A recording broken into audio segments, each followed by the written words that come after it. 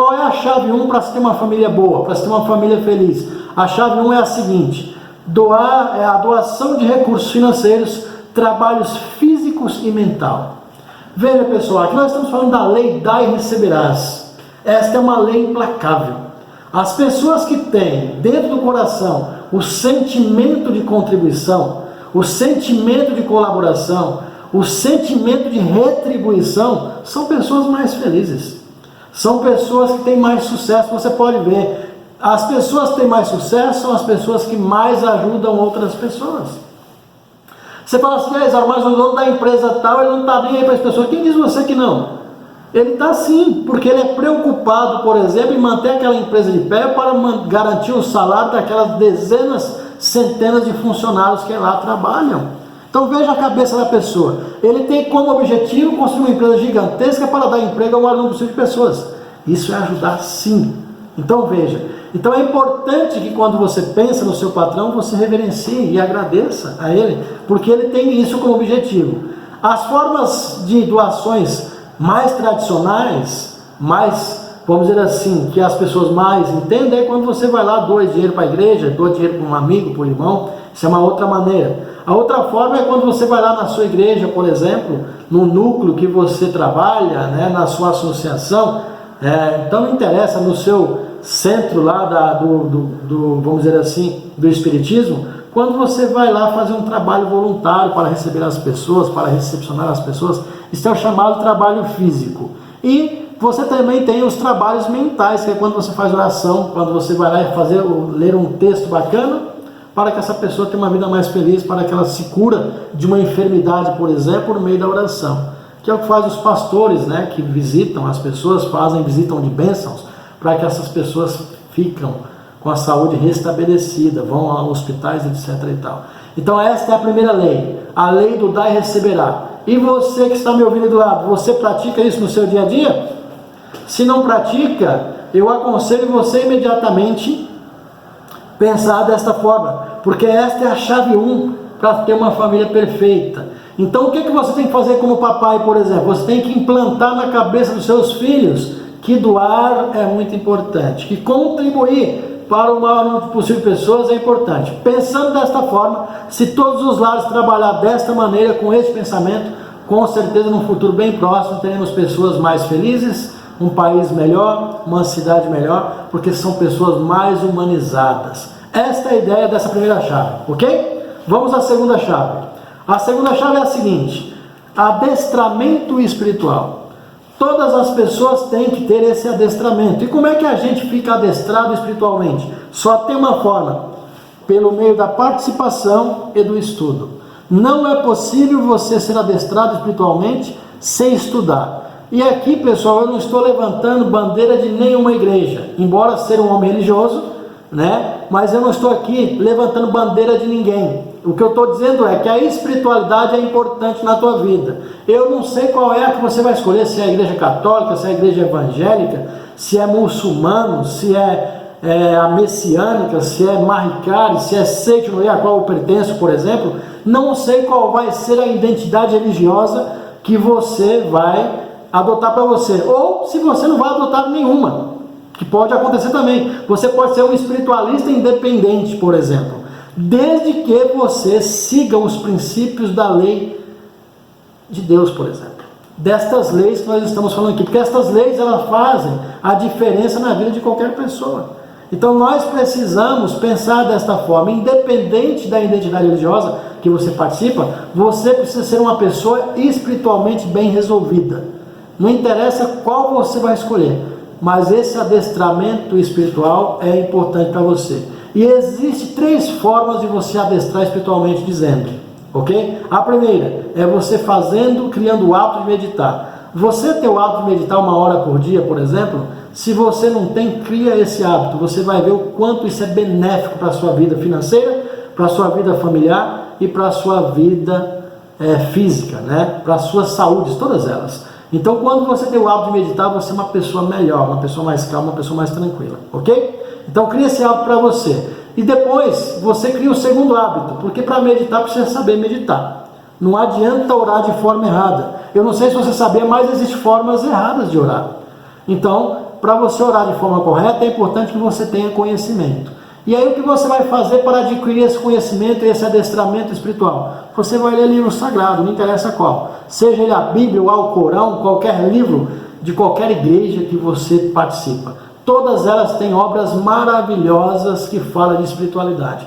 Então, é isso que você tem que fazer para ter o seu adestramento espiritual, ok? Então esta é a segunda forma. E a terceira forma para você conseguir ter um adestramento espiritual bacana, forte e eficaz é por meio da primeira chave, é por meio da doação, ok? A obra de caridade faz você ser uma pessoa espiritualmente bem definida.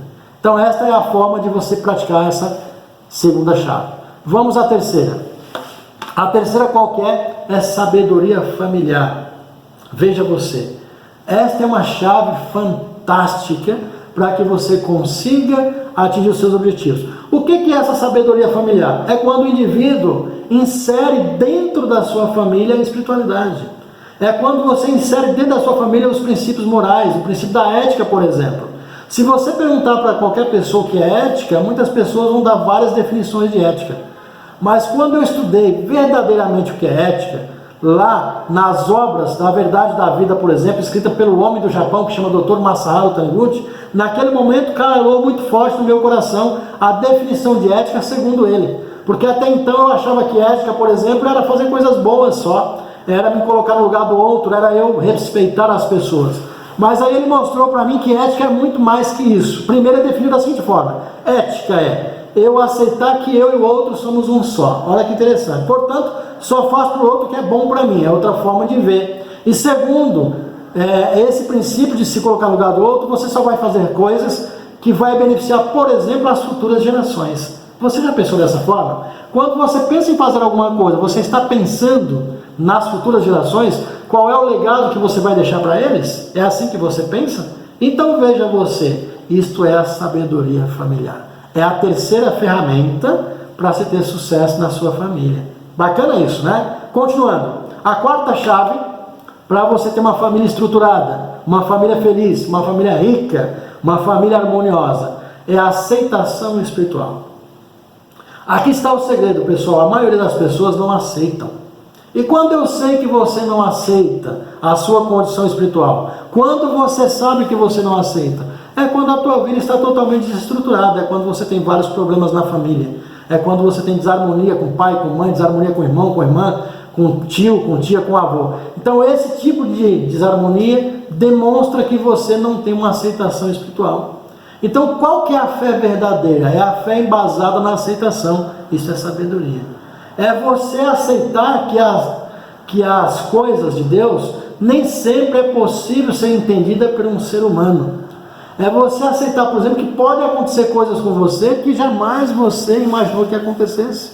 Principalmente quando se fala de riqueza, por exemplo. Você pode ficar rico da noite para o dia. Basta você aceitar que você e Deus é a mesma pessoa. Se você aceitar desta forma, você vai chegar lá. Sabe por quê? Porque para Deus tudo é possível. Como Deus está dentro de você, você e Ele é a mesma pessoa, você veio nesse mundo como autoexpressão dEle, para expressar Deus aqui na terra e ser dono deste mundo, para reinar sobre todas as demais coisas, né? E animais, e vegetais, qualquer coisa que possa imaginar. Esse é o papel do homem aqui na terra. Então é importante que você pense dessa forma, ok? Tenha essa aceitação. Outra coisa nessa questão da aceitação, eu não sei se você sabia, mas tem que eliminar também na nossa mente o antropocentrismo, né? Que é quando colocava o homem como o centro do universo. Isso não pode acontecer. O centro do universo não é o homem. Então, na verdade, funciona da seguinte maneira. Você tem que pensar assim, ó. Em primeiro lugar, Deus. Em segundo lugar, a natureza. E em terceiro lugar, o homem. Se você tiver essa trindade bem definida na sua cabeça, você está começando a aceitar a sua condição espiritual. Ok? Continuando aqui. O quinto. Oração e meditação. Veja você. Eu acabei de falar que a oração e a meditação é fundamental para a sua vida, não é assim? Então veja, quem não medita, quem não faz oração, não vai longe. É importante você mentalizar aquilo que você quer. Sabe por quê? Porque tudo que acontece na sua vida é uma condição mental. Tudo é projeção da sua mente. Aquilo que você tem fortemente arraigado no seu subconsciente, a mente vai te mostrar a partir do momento que haja uma oportunidade. Percebe? Então você precisa ter isso como ferramenta importante na sua vida. É você saber que a oração e a meditação faz parte do seu dia a dia. Um homem espiritualmente bem definido, ele não levanta de manhã cedo sem orar e não vai dormir também sem fazer oração. E como que é a oração dele? De manhã agradece antecipado pelo dia maravilhoso que vai ter e no final do dia agradece porque o dia foi maravilhoso. É assim que é. Esta é a forma correta de orar. Então lembra que eu falei no início que existe forma errada de orar e forma certa de orar? Então, por exemplo, quando você senta na frente de Deus para orar, como é que você ora? Você fala assim: ó Deus, aqui está um homem cheio de problema, um homem que tem a perna quebrada, um homem que está com muitas dívidas, um homem que tem desarmonia na família, que não gosta do pai, que não gosta da mãe, ajuda aí por favor. É assim que você ora? Pois bem, se você orar desta forma, você está errado. Então veja você, qual que é a forma correta de orar? A forma correta de orar é primeiro reconhecer qual é o problema que você tem. Por exemplo, imagine que você tem uma desarmonia familiar, por exemplo, ou que você tem um problema lá no teu organismo, seja ele qual for, uma pedra na vesícula, por exemplo. Então como é que você vai orar? Você vai orar da seguinte maneira: Deus, muito obrigado pelas pedras da vesícula, o meu pedregulho ser dissipado. A partir desse momento a minha oração já foi atendida, muito obrigado, já sou saudável. Veja, as pedras estão lá, foi detectadas pelo médico, mas na hora de orar, você vai orar como se fosse um cara doido, né? Você vai ignorar essa situação e dizer: olha, já foi resolvido, já está resolvido, e a partir daí a situação da sua saúde se restabelecerá. Então existem duas formas de orar: a forma pedinte e a forma verdadeira. Você tem que orar da forma verdadeira, porque Deus só vai atender a forma verdadeira, ok? Então essa é a quinta ferramenta para que você tenha uma família bem estruturada. Vem a sexta chave. A sexta chave é: a palavra tem força criadora. Então qual que é o segredo aqui? É você gerenciar duas coisas: o pensamento e a palavra. Tome cuidado com aquilo que você fala, ok? Quando você fala, depois de falado, meu amigo, complicou. Existem 4 coisas na vida de um homem que quando passa dificilmente volta, viu? Aliás, não volta nunca mais. Que é a água que passa pelo moinho, passou, já era, não vai voltar mais. A flecha lançada, se você lançar a flecha em alguém, se você atirar em alguém, você vai matar a pessoa. Não vai ter como ter escapatória, já era, lançou, não tem como recuperar mais, certo ou não? Então veja, a consequência no mínimo é desastrosa, certo? Depois você tem a terceira coisa que quando passa não volta nunca mais, sabe qual que é? A palavra proferida. Tem que tomar muito cuidado com aquilo que você fala. Quando você vai falar alguma coisa, pense até 10 antes de falar, principalmente se for coisas negativas, certo ou não?